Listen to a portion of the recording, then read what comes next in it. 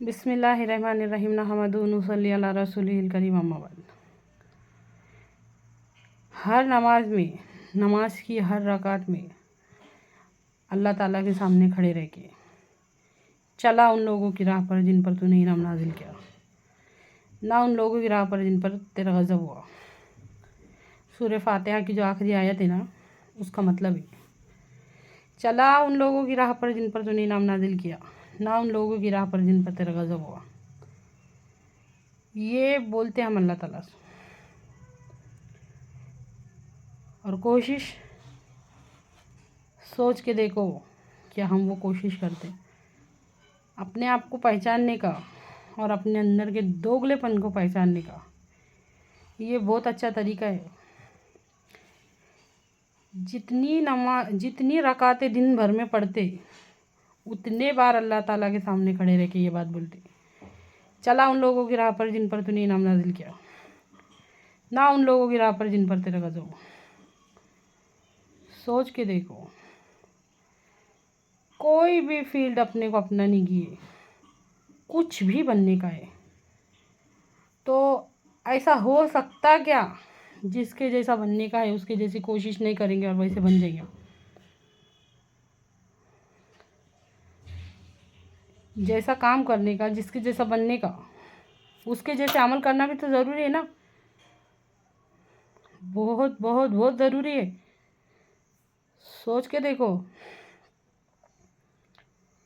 ये वजह है कि आज हम दीन के मामले में पीछे। मुसल्ला लपेटते ही दूसरे कामों में लग जाते हैं।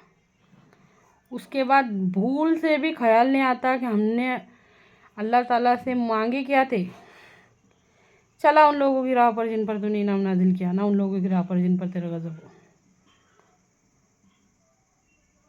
सोच के देखो, का है मेहनत, का है कोशिश, का गई दुआ, भूल गया बंदा। क्या बोल रहे मालूम नहीं, क्या सुन रहे मालूम नहीं, दुआ क्या मांग रहे ये भी नहीं समझ रहा। ये रहते लाइल्मी के असरात। जब हम अल्लाह ताला के सामने खड़े रहते ना, ये मांगते हमको सीधे रास्ते पर चला उन लोगों की राह पर जिन पर तूने इनाम नाजिल किया, ना उन लोगों की राह पर जिन पर तेरा गज़ब हुआ। और अल्लाह माफ़ करे, फ़िरौन के, शद्दाद के, नमरूद के जैसे अमल करते। हर अल्लाह को नापसंद वाला काम करते। हमारे नबी सल्लल्लाहु अलैहि वसल्लम का इरशाद है, तुम जब तक कामिल मोमिन नहीं हो सकते जब तक कि तुम्हारी ख्वाहिशात नफ्स उस दीन के ताबे ना हो जाए जिसको लेकर मैं आया हूँ। गौर से सुनो, और सुनने के बाद एक कान से सुन के दूसरे से छोड़ मत दो, उस पर गौर करो। जब बंदा कहता है रज़ीतु बिल्लाहि रब्बा व बिल इस्लाम दीना व बि मुहम्मदन सल्लल्लाहु अलैहि वसल्लम नबिया, उसके मतलब में गौर करो। मैं अल्लाह के रब होने पर राज़ी हूँ, इस्लाम के दीन होने पर राज़ी हूँ, और मोहम्मद सल्लल्लाहु अलैहि वसल्लम के नबी होने पर राज़ी हूँ। और सोचो, उनकी तालीमात से राज़ी हूँ, खुश हूँ, उनकी हर सीख से खुश हूँ, उनके हर उसूल से, उनके हर सिस्टम से खुश हूँ। फिर हमारी ज़िंदगी में क्यों नहीं है वो? हमारी ज़िंदगी में वो उसूल, वो सिस्टम क्यों नहीं है? अपने अंदर के दोगलेपन को पहचानने का बहुत अच्छा तरीका है ये वजह है आज कि हमारी कौम, हम जलील है दुनिया में। कहते कुछ और है, करते कुछ और है, कहते कुछ और है, करते कुछ और है। समझिए, समझना बहुत ज़रूरी हो गया है।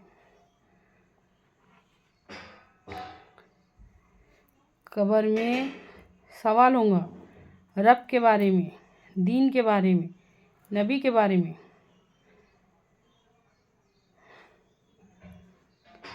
सिर्फ ज़ुबान से जवाब दे देने से हो जाएगा।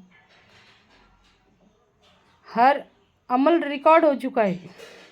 आमाल नामे में छोटी बड़ी हर नेकी दर्ज हो चुकी है। हमारे आमाल हमको दिखाए जाएंगे कि ये मानते थे, ये भागते थे तुम दिन रात दुनिया के पीछे।